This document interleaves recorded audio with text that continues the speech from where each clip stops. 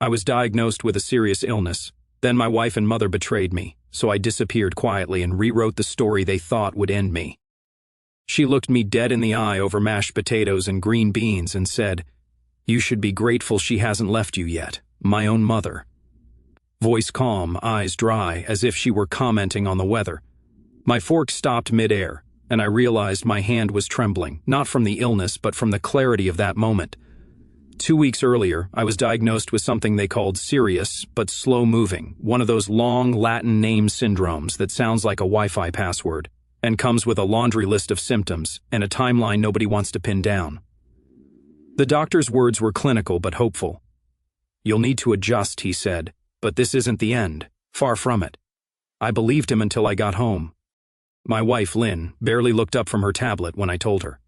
"So, what? You're not dying tomorrow?" she asked, almost annoyed. I remember laughing nervously. "No, it's manageable. We'll just need to, she cut in, setting down the tablet. "That's the thing.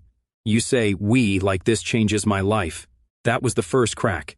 And over the next few days, it spread like a hairline fracture down a windshield. Little things, the shift in her tone, the way she stopped saying goodnight, her sudden habit of locking her phone even during dinner. She'd disappear for hours with vague explanations, yoga, book club, helping Angela with the baby. Angela doesn't have a baby. And then came the mistake of the group text. She thought she was sending it to someone else. I saw the notification flash across her screen while she showered. Just one line, but it was enough. "He's still here. FFS. No name, no emoji, just exhausted contempt." I didn't confront her. Not then. I just watched and waited. That brings us back to that Sunday dinner. I was sitting at the head of the table like some tragic king in a bad play. Mom to my left, Lynn to my right, and an air so thick with unspoken judgment I could barely swallow. We hadn't even cleared the plates when Mom leaned in, patted my hand like I was a feeble old man, and said it again, clearer this time.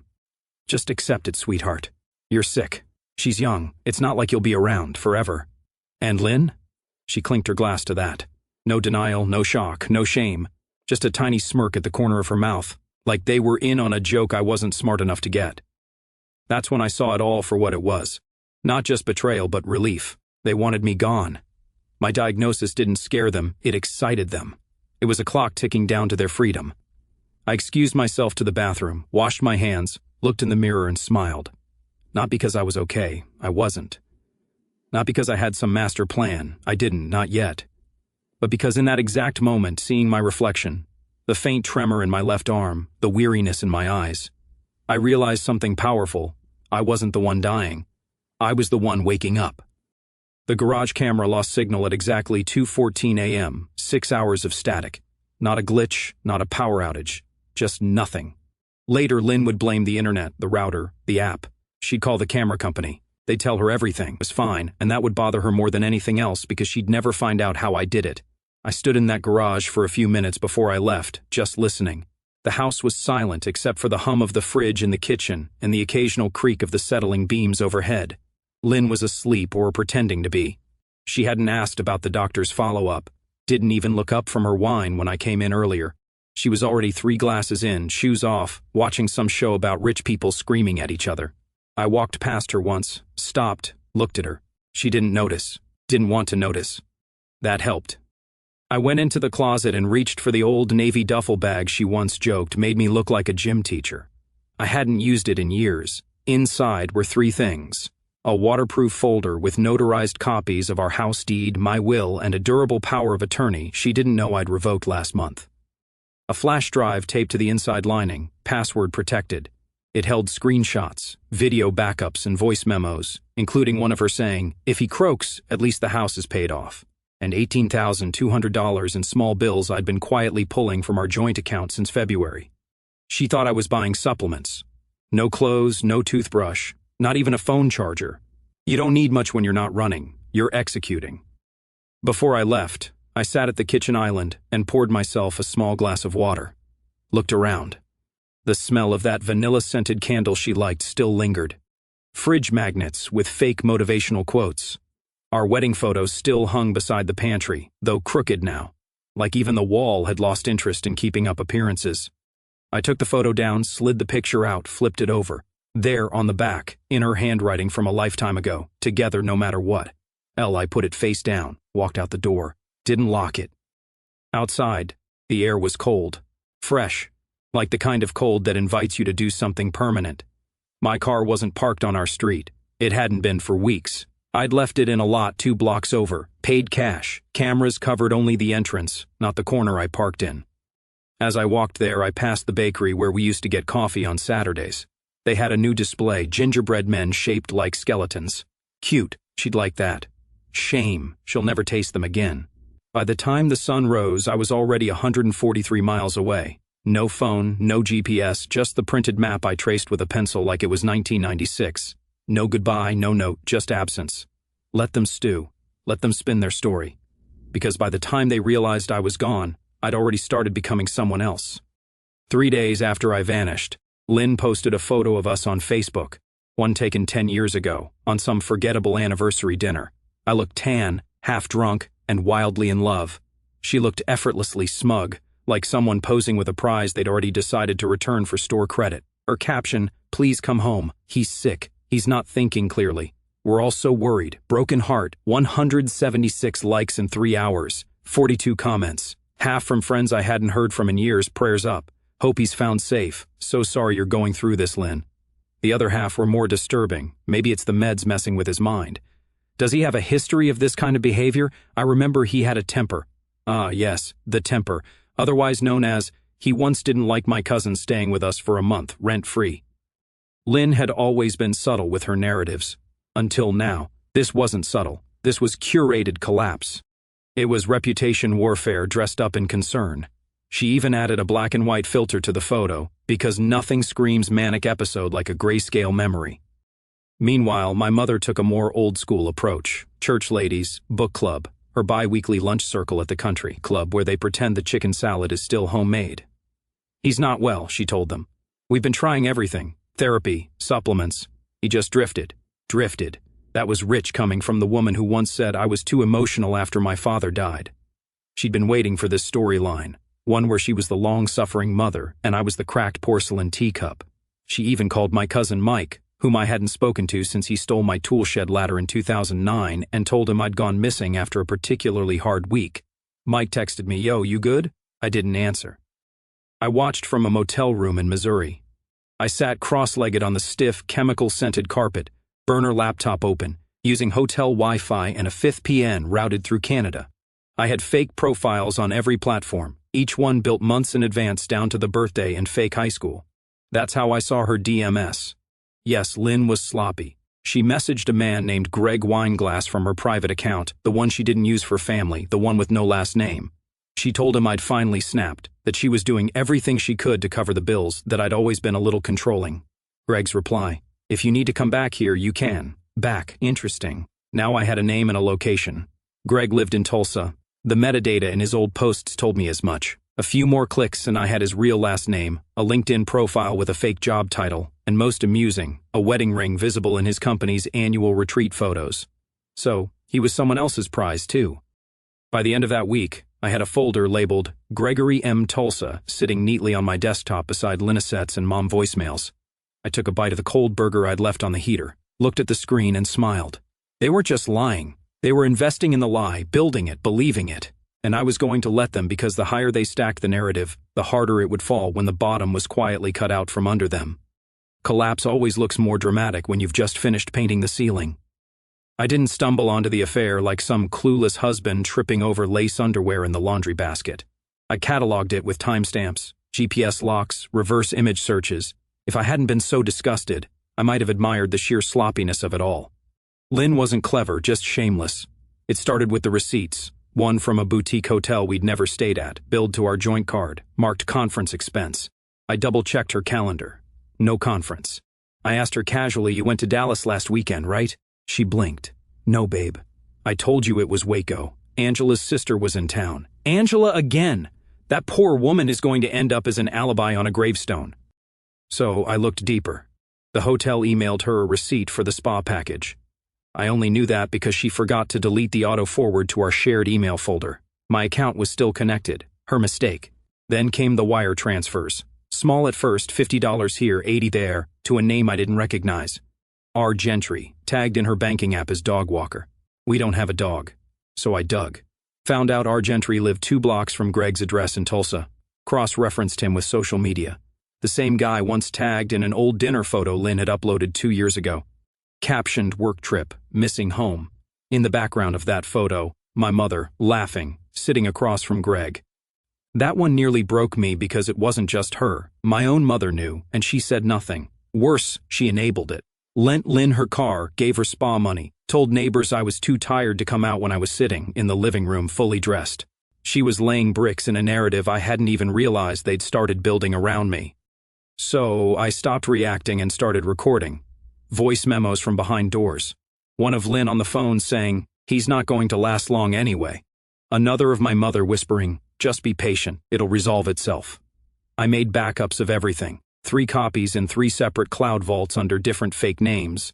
One under a vintage car club forum, another in a dummy Dropbox folder labeled Tax Docs 2011. The third printed, sealed in envelopes, and mailed to myself under a private P.O. box. Some nights I'd sit on the edge of the bed while Lynn snored beside me, her back turned, and I'd scroll through her deleted photos restored with simple recovery tools. She once took a mirror selfie in a hotel room wrapped in a robe I didn't recognize. Captioned "Mine tonight, kiss Mark," and forgot it synced to the cloud. Idiot. Each discovery chipped away at something I thought was unbreakable, and each one hardened something else.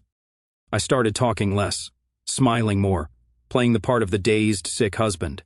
"You look tired," Lynn would say, brushing past me. "You should rest." Rest? No. I was documenting a crime scene with the patience of a surgeon and the eyes of a sniper because they thought this illness had made me soft, vulnerable, fading. But it hadn't weakened me. It had refined me. Every pill I took, every fake nap I pretended to fall into, every smile I gave when they slipped up was strategy. And when I disappeared, I didn't just walk away. I vanished with a war chest. She opened the door holding a mug, barefoot in flannel pajama pants, and froze when she saw me. 18 years. That's how long it had been since I'd last seen my daughter. And not by her choice or mine, really, but by the corrosive whispering of one woman, my mother, who had spent years quietly slicing away at our bond like a dull blade working through rope. "She needs structure," she'd said when Abby started pushing boundaries as a teenager. "She gets that from her mother's side," she said when Abby skipped school to visit her friend in the hospital. "She's trying to manipulate you," she said when Abby asked me tearfully not to move across state lines after the divorce. And like the coward I was back then, I listened. I didn't fight hard enough. I didn't see what was happening until it was too late, until I got a Christmas card with no return address, and just her name, Abby, in lowercase. No love, Dad. No photo. Nothing. Just the barest nod of existence. And now here she stood. 29. Older, sharper, tired maybe, but in a self-protective kind of way. Her eyes still narrowed the same way when she was suspicious. She used to look at broccoli like that. She didn't speak, just stood there, mug in hand, steam rising between us like a veil neither of us wanted to pull down first. "I don't expect anything," I said, "not even 5 minutes, but the first have something you need to see. And if you let me, I'll sit outside and explain. Then I'll go." Still silence. Then finally, "You look thinner." I smiled a little. Yeah, illness does that. Betrayal helps too.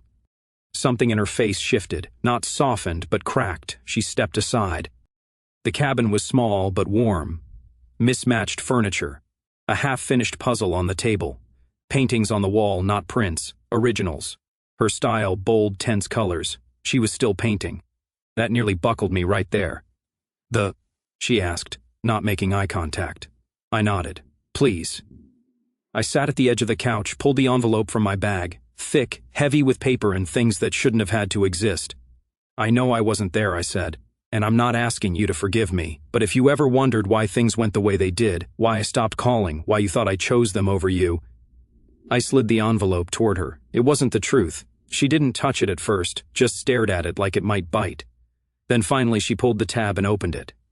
Photos, printouts, letters, voicemail transcripts. A copy of the old will my mother changed without my signature.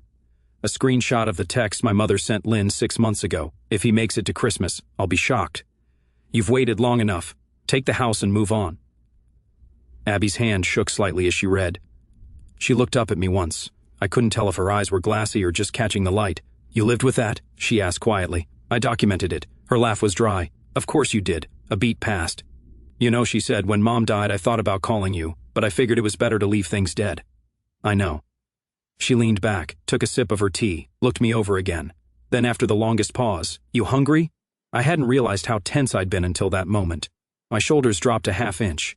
"I could eat," I said. She stood, opened a cupboard, and said, "Hope you still like tomato soup. I make it from scratch now." Something shifted. Not forgiveness, not yet. But something far more important, possibility. The first crack in their pretty little lie came not with a bang, but a transaction declined. Lynn stood in line at the grocery store, a bottle of overpriced red in one hand and her phone in the other, punching in her PIN code like the world owed her obedience. The machine blinked, then blinked again, then barked out a cold, final, declined. She laughed loudly because someone like her doesn't get declined. She told the cashier, "Try it again. It's our joint account. There must be a system error." It wasn't. She tried her banking app, error retrieving data. She tried calling the customer service line. After 15 minutes and 2 elevator music loops, the rep informed her very politely that she was not authorized on the account. She practically spit through the phone. "I'm his wife." "Yes, ma'am," the voice replied. "But your access was formally revoked on March 14th. That was 3 months ago." She dropped the wine and left it there. Walked out of the store in a haze of confusion, anger, and the growing sick suspicion that something had slipped through her fingers while she was too busy texting Greg behind my back. Next stop, the bank branch. She showed up with a fake smile and tight blouse, thinking charm might fix what treachery had broken. They printed out a copy of the deed transfer paperwork. She barely looked at it until she saw the date, 4 months ago. My signature, not hers, and one very specific clause. The house, or rather the house, was now owned by a trust set up in the name of one Abigail Rhodes. "Abby, my daughter!" Lynn's eyes must have twitched, or maybe it was her soul trying to exit her body through her cheekbone. "Can I speak to someone in legal?" she asked, her voice. "We've already spoken with them," the teller said. "Everything is in order." She stumbled out and called my mother. And that's when the second fracture hit. Because Mom, still wrapped in her delusion that she was the architect of my disappearance, and not just a pitiful co-conspirator, answered on the second ring. "Sweetheart, don't worry," she said, her voice syrupy. "I'm sure he's just confused. You know how men are when they get sick. Paranoid, detached. My Harold..." She didn't get to finish because a courier pulled into her driveway at that very moment, stepped out in khakis and a gray polo, and handed her a manila envelope with a signature-required sticker. Inside, a letter, a transcript, and a tiny USB drive. The transcript was every voicemail she left me last year, including the one where she said, "Let her have a little fun, darling. She's not cheating. She's just bored. You'll be gone soon anyway." And a USB, with audio clips, edited neatly with dates and timestamps. Her whispering behind my back, her dismissals, her promises to Lynn, and that one fateful message to Greg when she borrowed Lynn's phone by accident and called him instead of me. We're close. Just a few more months, and he'll be out of the picture. I'll make sure the estate transitions quietly. He trusts me. Trust, such a beautiful, brutal word. By nightfall, Mom was leaving panicked voicemails on her attorney's line. And Lynn? She tried to call Greg, straight to voicemail. She tried again and again until the phone finally rang once and then disconnected, a sign of someone who blocked her mid-ring. That's when the panic truly set in. Not because she was losing the house, not because her finances had turned to dust, but because for the first time she realized she wasn't in control of the story anymore. The mask cracked, the fantasy collapsed, and all that was left was her reflection, and a story no one believed. The night Lynn lit the candles, she was wearing the black silk dress I bought her for our 10th anniversary. The irony would have been amusing if it wasn't so grotesque. She poured wine, Cabernet, always too dry for her taste, and set the table like a scene from a magazine, folded napkins, steak plated with asparagus, dim lighting, romance repackaged, but not for me. Greg sat at the end of the table, still in his dress shirt, sleeves rolled to the elbows, like he wanted the world to see his forearms had done work today. She laughed a little too loudly at something he said, probably some story about his consulting firm, which I'd already verified was a glorified title for semi-legal freelance logistics. It didn't matter. She didn't love him. She loved the idea of being seen with someone who wasn't slowly dying. What she didn't know, I'd had the server booked a week in advance. Not a process server. No, I hired someone from a catering agency. Dressed in black slacks, white shirt, even a bow tie. Looked like part of the staff. Walked up to the front door, like he was delivering late dessert. Lynn opened it, still holding her wine glass. Oh, you're early. Wait, we didn't order. The man smiled. Special delivery for Lynn Banning. He handed her a black folio and left. Before she even blinked, she looked down at it like it was a joke. A prank. Then she flipped it open and saw the top sheet, petition for divorce. Underneath, restraining order application. Below that, asset seizure request. And finally, what made her drop her wine glass onto the rug? Flash drive, evidence of marital misconduct. She stood frozen in the doorway, staring into the file like it might catch fire. Greg looked over from the table, fork midair. What's going on? Lynn tried to laugh, waved it off. It's just some legal mix-up. He's trying to... Greg stood, walked over, looked at the top sheet, read it, then looked at her. You told me he was in a facility. She blinked. What? You said he wasn't well? That he was under care? That he was sedated? That's what my mom said. That's what we thought. He was sick. Greg held up a hand, stepped back, looked at the flash drive, then at her, then at the door, and walked out. No shouting, no drama, just one word. Damn. Lynn followed him to the porch in her bare feet, screaming his name, the silk clinging to her like a shrinking curtain on a collapsing stage. He didn't turn around.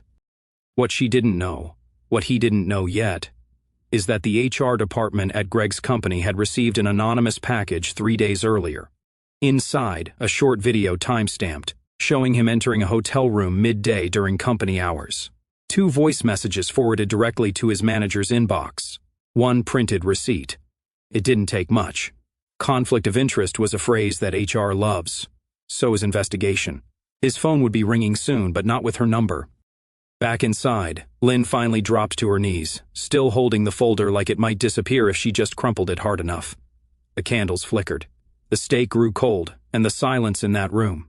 It was the first honest thing she'd heard in months.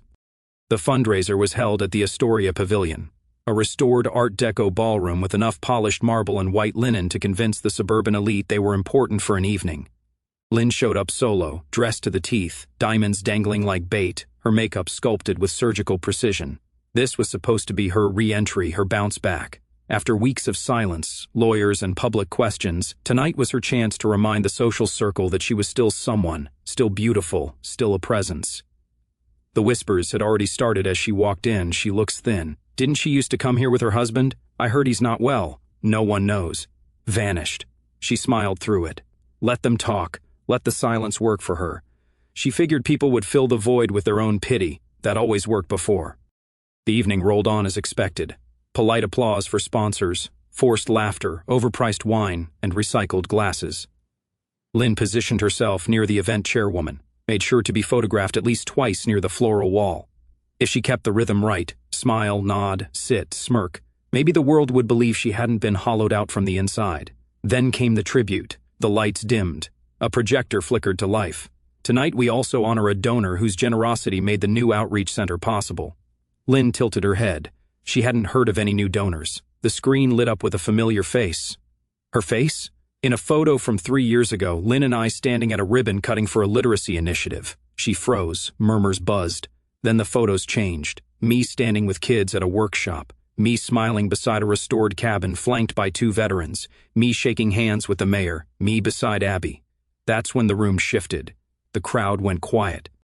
The air tightened. Lynn's wine glass wobbled slightly in her hand. Abby was unmistakable. The same sharp cheekbones, the fire in her posture. She had my eyes, and the same crooked grin I thought I'd lost when she was a teenager. And there I was, arm around her shoulder. Both of us smiling like nothing had ever been broken. The video faded to black. Applause. Lynn stood completely still, mouth slightly open. Then she felt it. That unmistakable shift in atmosphere. People were looking at her now, not with admiration, not even curiosity, with knowing. And then she saw me, back of the ballroom, not center stage, no spotlight, just leaning against a column, hands in my pockets, dressed in the same dark suit I wore to her father's funeral, alive, calm, not frail, not sick, not a ghost.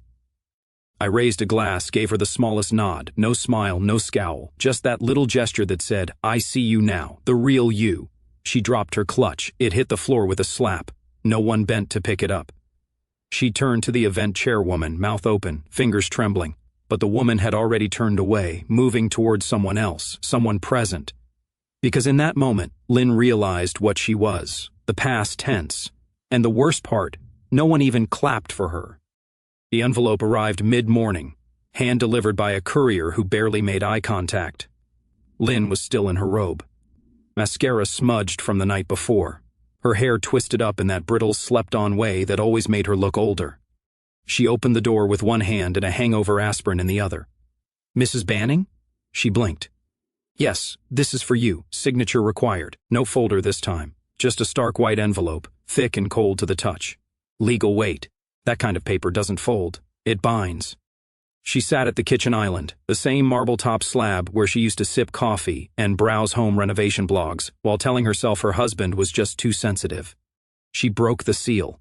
Inside was a letter she recognized the law firm that once handled our estate planning. Below that, a statement of full beneficiary transfer. It took her a moment to parse the language. The document was surgical in tone, stripped of sentiment, dripping with finality. All my business shares gone. All pension and retirement assets transferred. All life insurance policies redirected. Medical permissions revoked and reassigned. Recipient, Abigail Rotes. It wasn't just a gesture. It was total removal. A systemic deletion. She'd been wiped off the table like a spilled drink. Then she saw it, tucked inside a handwritten note.